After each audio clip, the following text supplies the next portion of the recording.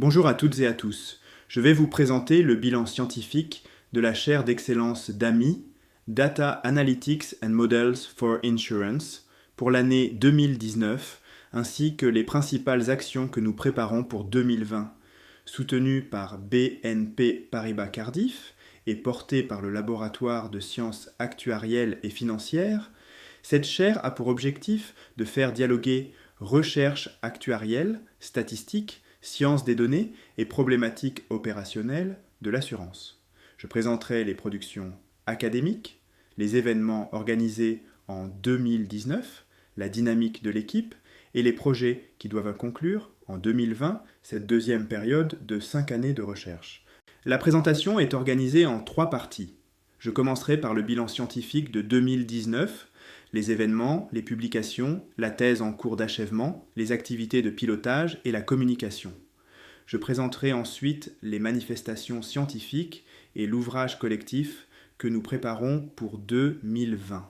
Enfin, je terminerai par une synthèse de la période 2015 à 2020 en distinguant ce qui a déjà été réalisé de ce qui reste programmé pour la dernière année de la chaire. Commençons par le bilan scientifique de 2019. Les activités menées cette année associent 3 dimensions: des recherches méthodologiques, leur application à des problèmes d'assurance et leur diffusion auprès des professionnels. Les événements, les publications et les travaux doctoraux constituent ainsi les différentes composantes d'un même programme scientifique. Le séminaire technique du 27 mars 2019 a constitué un temps fort d'échange entre les chercheurs de la chaire et les équipes de BNP Paribas Cardiff. La journée illustre bien la diversité des travaux menés. Une première série de présentations a porté sur les méthodes d'apprentissage: forêt aléatoire en présence de données manquantes, génération de séries temporelles par réseau de quantiles implicites et calibration bayésienne de réseaux de neurones pour l'analyse de la sinistralité.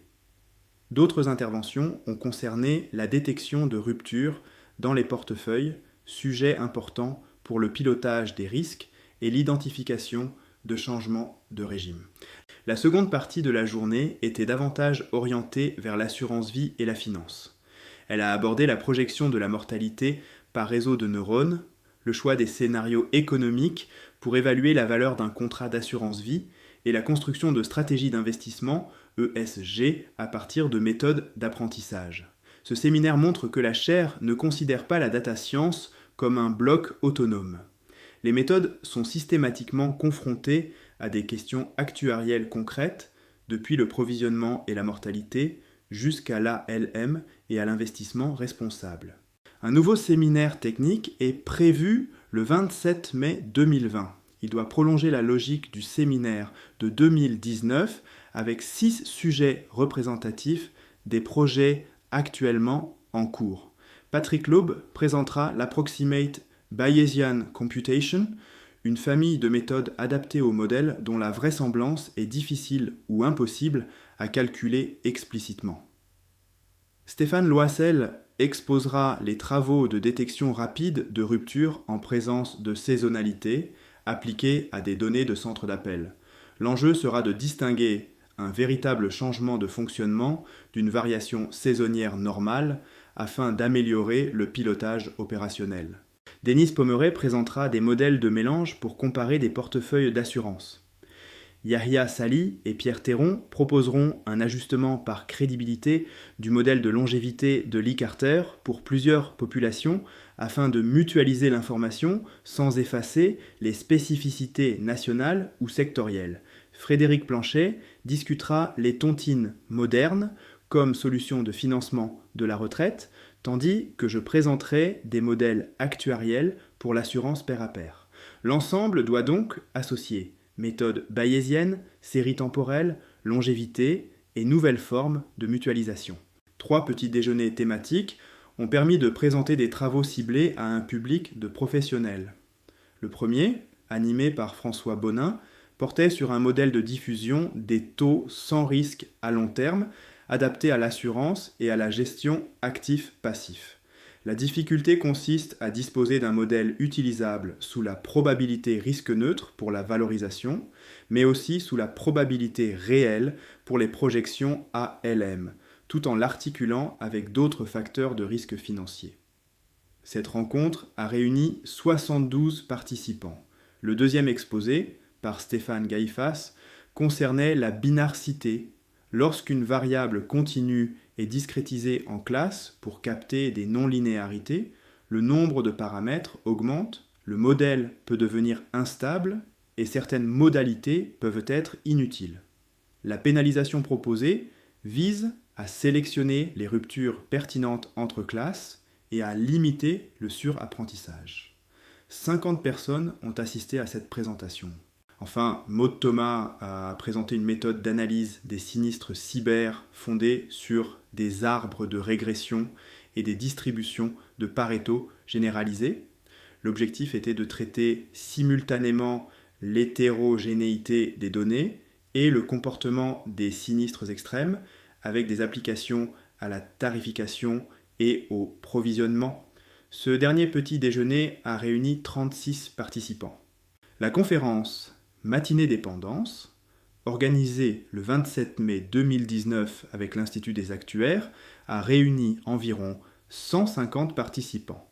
Le sujet est particulièrement important, car le vieillissement de la population accroît le risque de perte d'autonomie, alors que les bases techniques publiques disponibles sont beaucoup moins développées que pour la mortalité ou l'arrêt de travail.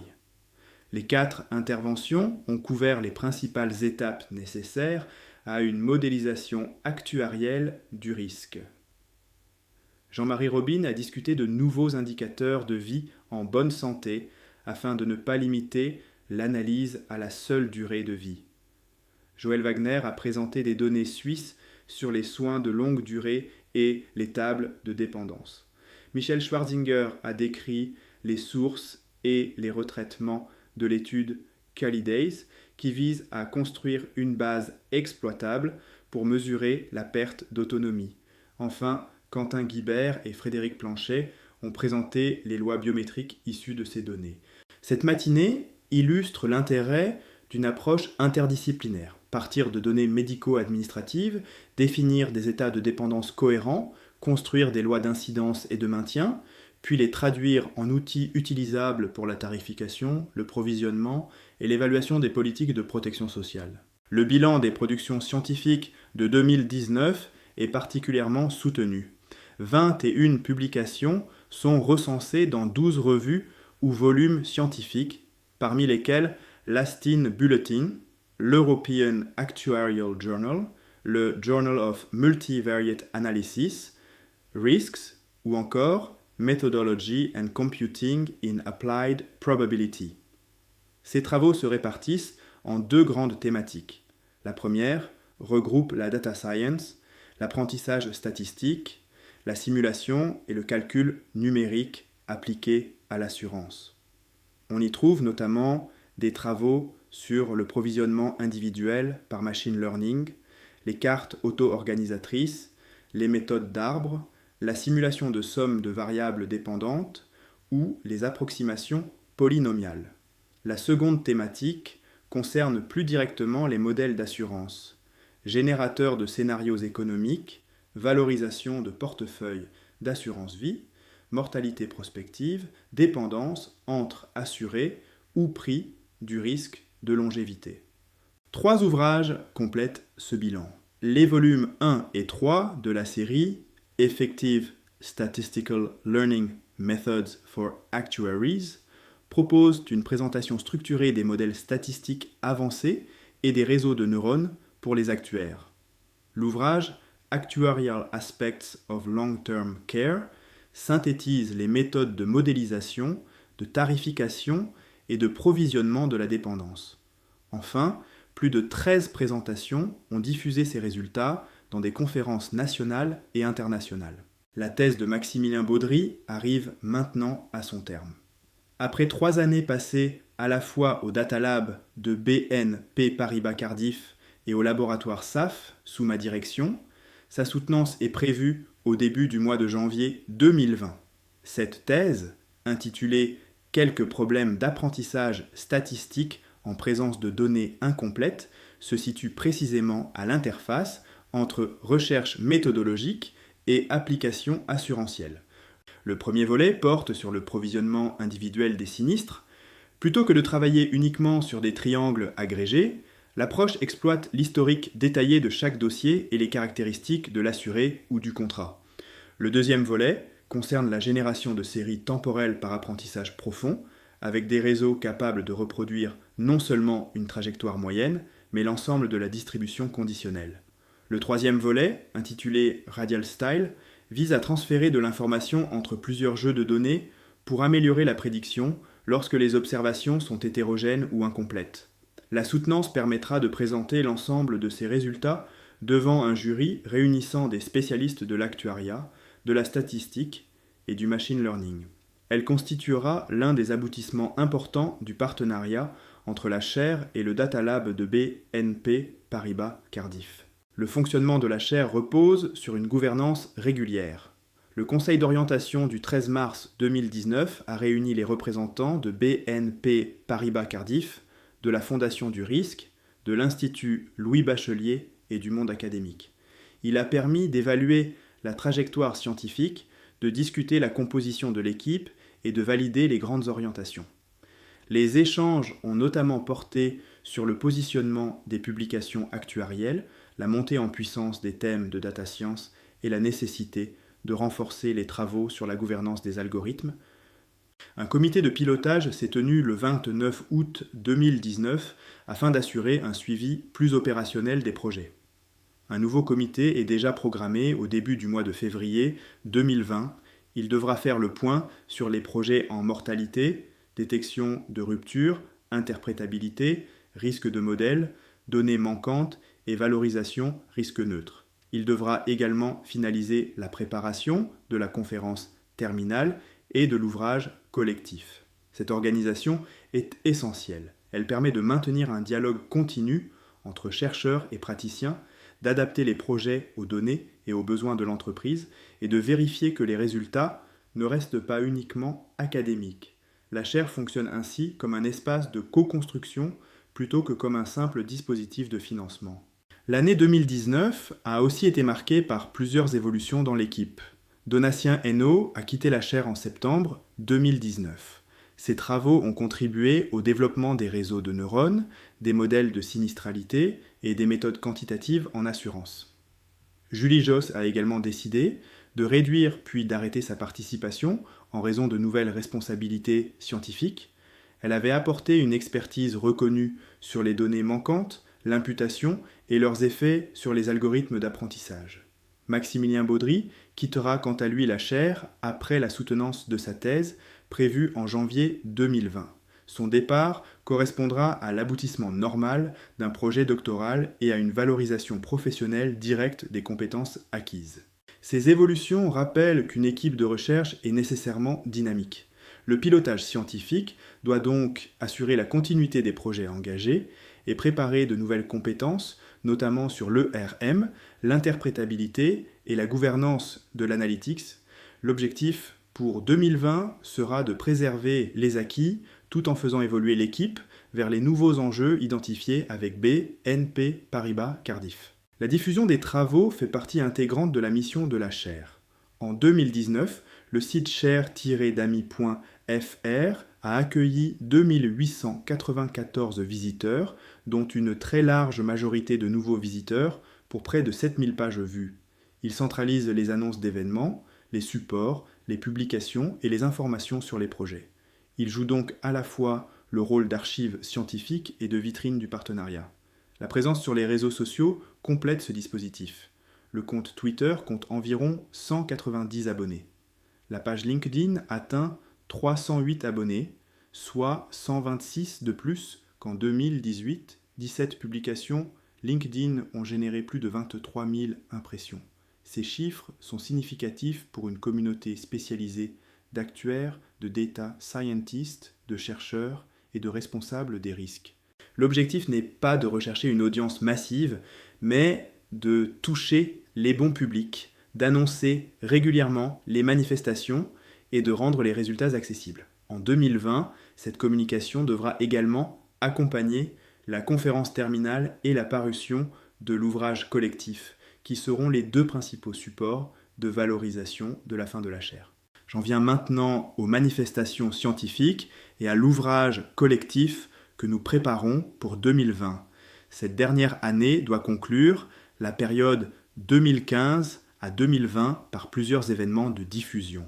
Le programme prévoit un nouveau séminaire technique, un petit déjeuner consacré à une question réglementaire, la participation à une conférence sur la simulation d'événements rares et, surtout, une conférence terminale de 2 jours accompagnée d'un ouvrage de synthèse.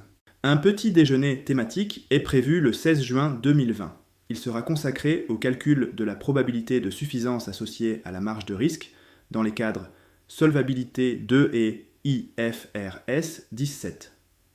Yuri Krevavich, directeur chez Guy Carpenter, partira d'une difficulté très concrète. Les passifs d'assurance doivent être évalués en intégrant une compensation pour l'incertitude des flux futurs. Mais les deux cadres réglementaires ne formulent pas exactement cette exigence de la même manière. Sous Solvabilité 2, la marge de risque est généralement calculée par une approche de coût du capital. IFRS 17 demande en outre de communiquer un niveau de confiance correspondant à l'ajustement pour risque. Or, il n'existe pas toujours de formule simple reliant directement le montant de la marge à une probabilité de suffisance. L'exposé présentera donc des approximations pratiques permettant d'estimer rapidement ce niveau de confiance implicite pour des passifs non-vie. Ce sujet est représentatif du positionnement de la chaire. Partir d'une question réglementaire et opérationnelle, mobiliser des outils probabilistes, puis produire des méthodes suffisamment robustes et rapides pour être utilisées dans les processus de reporting, de validation et de dialogue avec les autorités de contrôle. 2 conférences importantes sont prévues en 2020. La première est la 13e édition de RECIM, consacrée à la simulation d'événements rares.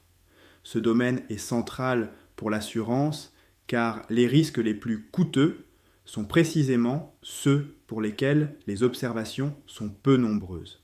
Les méthodes classiques de Monte-Carlo deviennent alors inefficaces et il faut recourir à des techniques de réduction de variance, de grandes déviations, de particules séquentielles ou de théorie des valeurs extrêmes.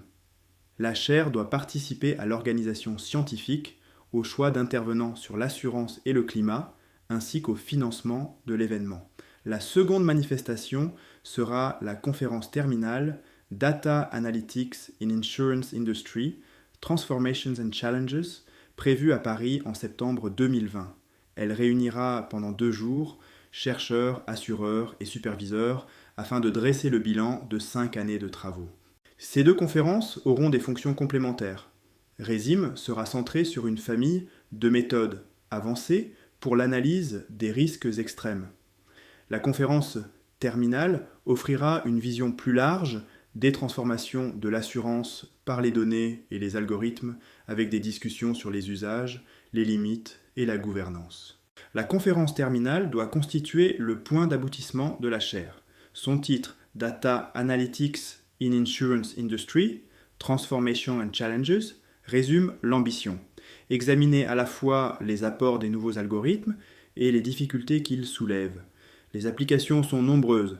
Tarification, évaluation du coût des sinistres, détection de fraude, gestion des risques, contrôle interne, conformité ou valorisation des engagements. Mais l'amélioration de la performance prédictive ne suffit pas. Un algorithme reste une construction humaine, susceptible d'erreurs, de biais de sélection ou de dérives dans le temps. Son utilisation pose des questions de transparence, d'équité, de responsabilité et de surveillance. La conférence abordera donc la gouvernance des modèles, qualité et protection des données, validation scientifique, validation de la mise en production, distinction entre le propriétaire du modèle et son développeur, traçabilité des versions et monitoring permanent. Le format prévu associera exposé de recherche, table ronde, intervention de l'ACPR et témoignages de Chief Analytics Officers, Chief Data Officers et Chief Risk Officers. L'objectif sera de confronter les méthodes aux pratiques réelles des compagnies, d'identifier les procédures de validation pertinentes et de discuter les usages futurs de l'intelligence artificielle en assurance. Un ouvrage collectif doit accompagner la conférence terminale et être remis aux participants. L'éditeur Economica a accepté d'en assurer la publication. Michael de Toldi en rédigera la préface et je serai chargé de l'introduction générale. Il ne s'agit pas d'assembler mécaniquement des articles, mais de proposer une synthèse cohérente des transformations de l'assurance par la donnée et les algorithmes. Les contributeurs réunissent des membres de la chaire, des chercheurs d'autres universités, des actuaires, des consultants et des professionnels de l'assurance ou de la réassurance. Cette diversité est nécessaire. Un bilan de la data analytics doit intégrer les méthodes, les contraintes des données, la réglementation, les besoins métiers et les conditions de mise en production. L'ouvrage constituera enfin un instrument de valorisation durable. Une conférence permet des échanges immédiats, mais ses effets peuvent s'estomper. Un livre structuré doit conserver les résultats, mettre en relation les différents projets et fournir aux actuaires un support de référence sur les méthodes, leurs domaines d'application et leurs limites.